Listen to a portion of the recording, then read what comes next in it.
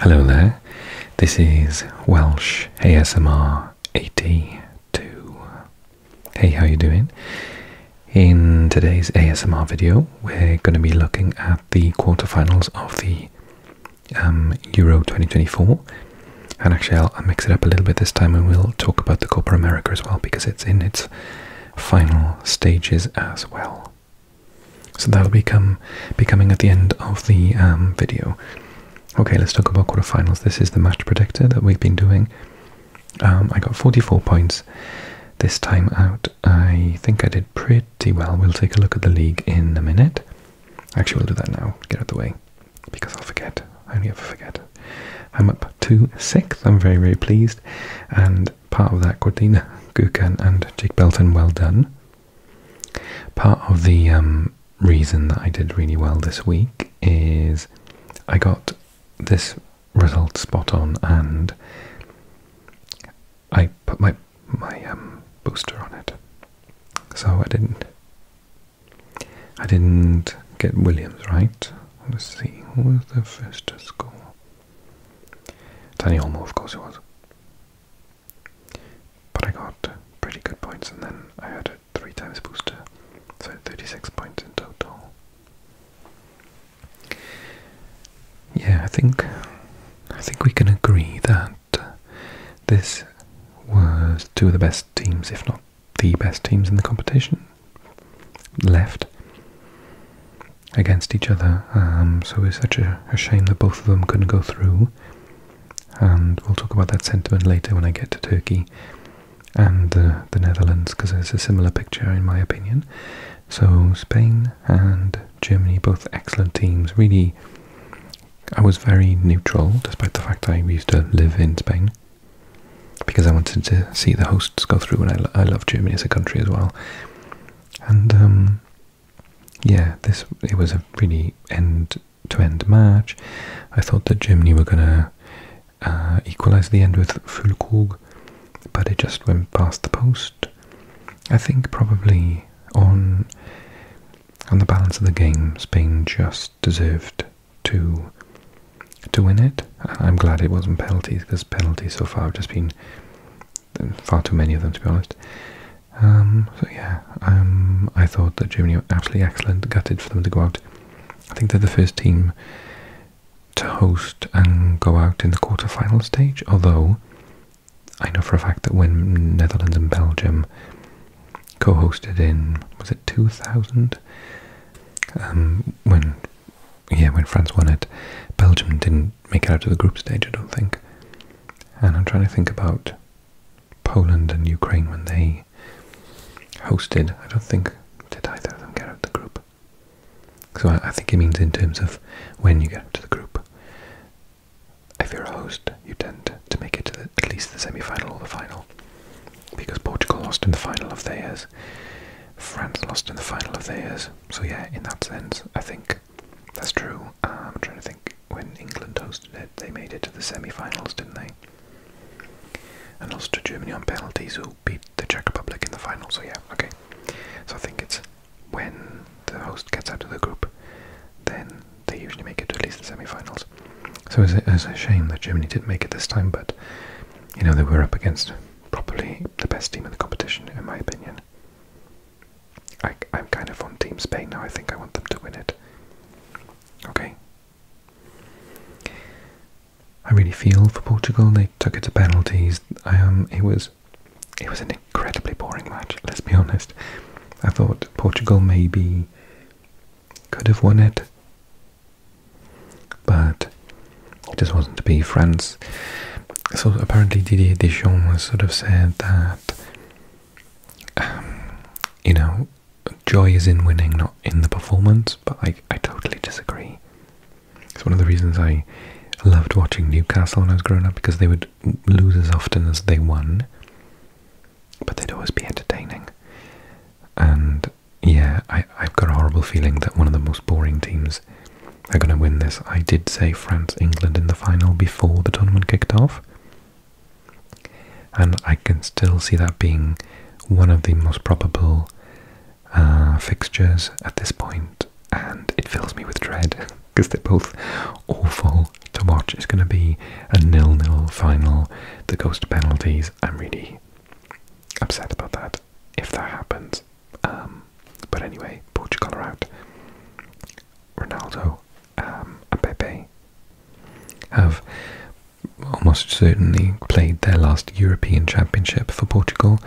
It remains to be confirmed whether they're going to go to the World Cup or not.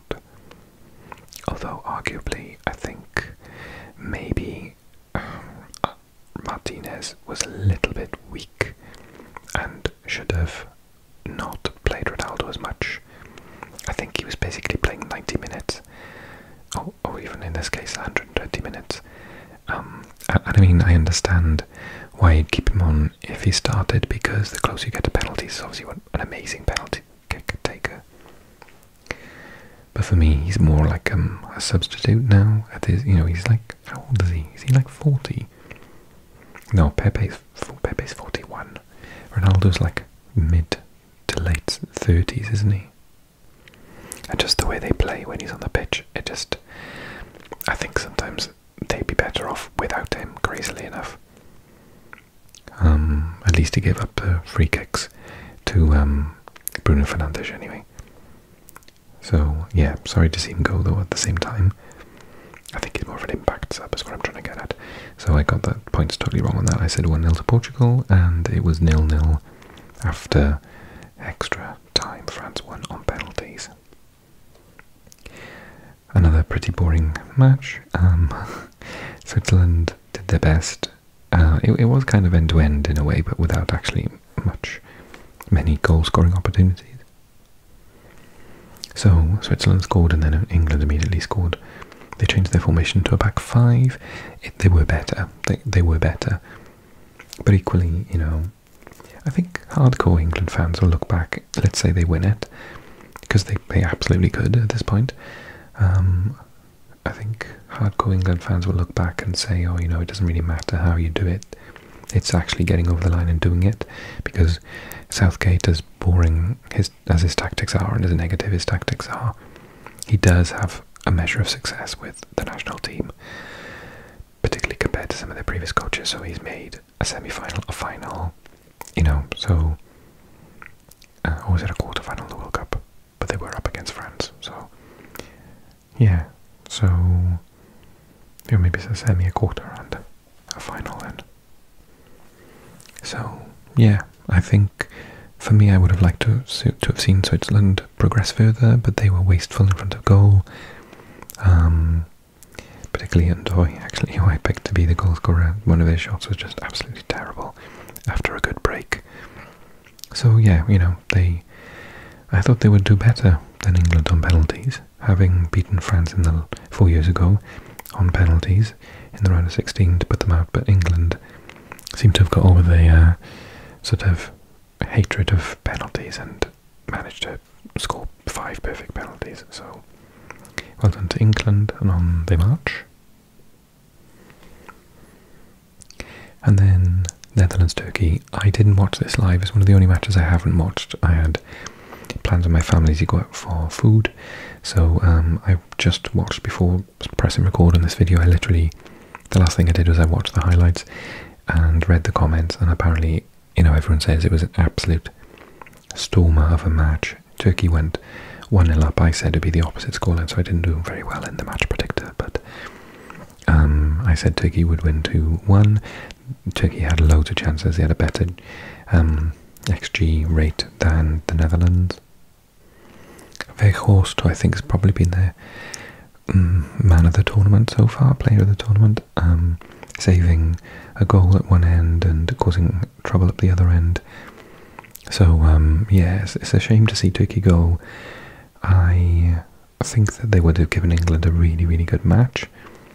I hope the Netherlands can, but I think the Netherlands will be more inclined to match England and take it easy, whereas, Turkey have one way of playing, and that is just chaos, just attack, and cause chaos in set pieces and run at defenders. So I think they would have had a better chance against England. I don't think the Dutch, I did say I that they could get to a semi-final before the tournament started, but I said a quarter-final was more likely. So they've made a semi-final, but I'm still not convinced. It's not the best crop of players the Dutch have ever had, but, you know, if you said to me right now, would you rather a France-England final or a Spain-Netherlands final, I would obviously prefer a Spain-Netherlands final, because that would be a greater spectacle. So I'm really hoping the Dutch can make it. Kudos to Germany, Portugal, Switzerland and Turkey. I thought all those teams deserve to still be in the competition, and it's a shame they're gone. But that's knockout football for you, and it's been exciting to watch those teams play. Thank you very much. Okay, so that saved me that result. Otherwise I did pretty badly. 2 for 2 points. Yeah, pretty awful. Okay, so Spain, France. My heart says Spain. My head says France. So I'm going to go with my heart, and I'm going to say 2-1. First team to score, España. And maybe I'll pick Dani Olmo again, as he's got to start after his performance so far.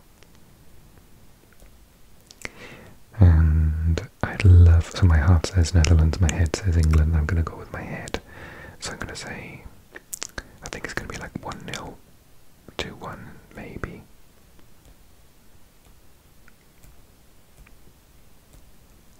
It's probably going to go to penalties, isn't it? Who's going to score the goal?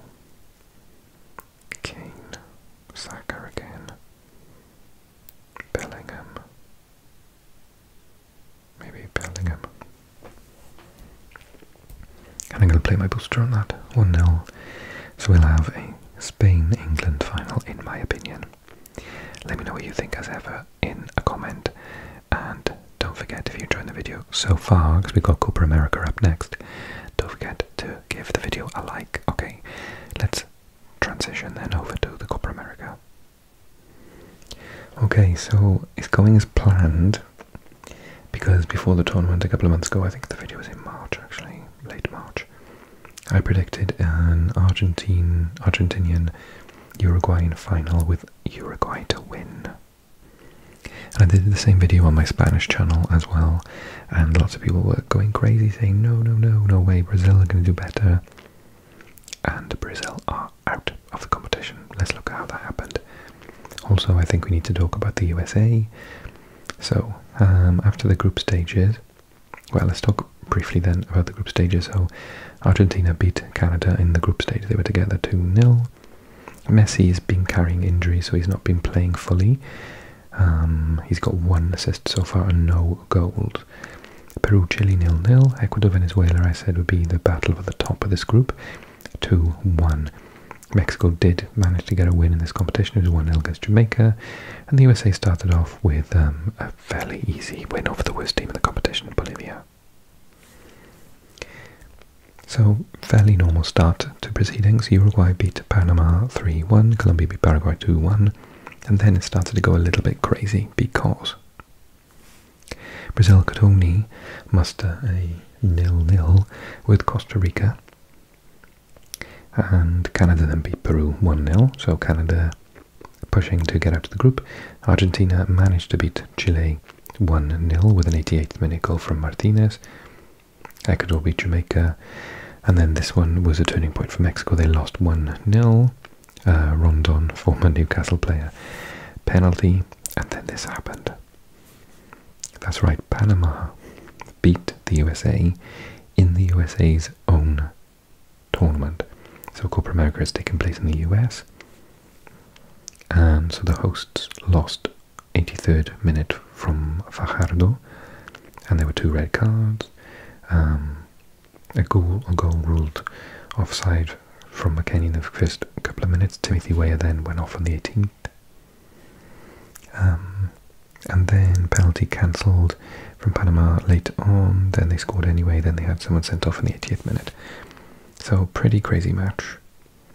But when you look at that, that says it all. You know, I can't believe the USA only had 26% possession. Remembering that Greg Berhalter is the manager currently of the team, so obviously he had sort of a lot to prove to turn people around and get them on side. So Uruguay then beat Bolivia 5-0, Colombia beat Costa Rica 3-0, Brazil got back on track with a 4-1 win, 2 goals for Vini. Then Argentina beat Peru, Canada managed to draw with Chile, 10-man Chile from early on. They just needed a draw, and they hung on in the end and progressed out of the group stage in their first ever Copa America. So well done to them.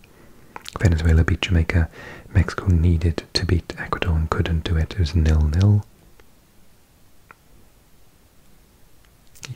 This pen's going crazy. So Mexico went out to the competition at the group stage. I think that might be one of the first times ever that's happened. And obviously it happened at the World Cup 2 years ago for the first time ever as well. So Mexico on a bit of a downslide at the moment, which I'm sorry to say. Panama then beat Bolivia, and then this controversial match. So if in the other match Panama didn't win, a draw was enough for USA to get through. Bearing in mind Panama did end up winning, but at one point at 0-0 USA were through. Uruguay were, for large parts, doing better than them, but, you know, 50-50, it was end-to-end. And then I have to say the most bizarre goal I've ever seen given and checked by VAR. So Oliveira scored. If I can explain it, you need to see this goal for yourself to see what I mean. I'm not going to explain it very well. But basically it was a free kick. The defence line were there. USA goalkeeper's over here. Free kick taker there. Takes the free kick. Goalkeeper saves it and pushes it out into the crowd. Is that the way it worked? Well, anyway, there was a kick. I don't think it was maybe it was an open play, not a free kick. And there was, so the scorer, Oliveira, was stood here. The last defender's there. Goalkeeper's there. He is offside. This player kicks it. Goalkeeper saves and pushes it out. Oliveira scores. Easy. Offside. That's like the easiest decision ever. Offside is when the ball is played. The ball was played. He was behind the USA backline. He is offside. That goal cannot stand. VAR, I don't understand why, let it stand. The referee said it was a goal. Then VAR didn't contest it. They were checking it for ages. So, okay, maybe they wouldn't have won anyway, but it didn't help. And then, obviously, all the players were absolutely furious, and yeah, there was just all this, you know, there was a lot of bad energy in the match. They were very upset, and the USA went out to their own tournament with 1 win and 2 losses in the group stage, which I predicted them getting into the knockout stages. So I thought they would lose to Colombia, but my word, that was, I really feel for them, because when you feel that the referee is against you, it's just the worst thing. So yeah, horrible experience for the USA. Greg has to be sacked as coach. As expected, I really rate Colombia at the moment, so 1-1 to Colombia-Brazil. Costa Rica then beat Paraguay, but it wasn't enough to go through. And then we had the knockout stages. And Argentina were against Ecuador, and Argentina could only manage to get through on penalties after a 91st minute equaliser. Venezuela also went to penalties against Canada, but Canada went through. So again, their first tournament, and they managed to get to the semi-final. And then Colombia beat Panama 5-0. Diaz got a goal in there as well. And James Rodriguez is playing absolutely brilliantly, man of the match. He's setting everything up. Assist, scored the penalty. It's almost like it was 10 years ago. He's playing absolutely brilliantly. And then the last one was Uruguay managed to beat Brazil on penalties with 10 men. And Valverde was man of the match. So my theory that they're going to win the tournament goes on, although Colombia are playing really, really well.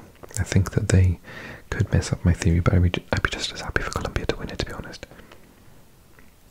Canada get a second shot at Argentina, and Uruguay are against Colombia in the semi-finals, and those matches take place on the early hours of Wednesday and Thursday, our time in the UK. Let me know who you think is going to win the competition. Are you shocked that Brazil is already out? What do you think about the USA? Give me all the gossip. Okay, thanks so much for watching the video. Don't forget to give it a like, comment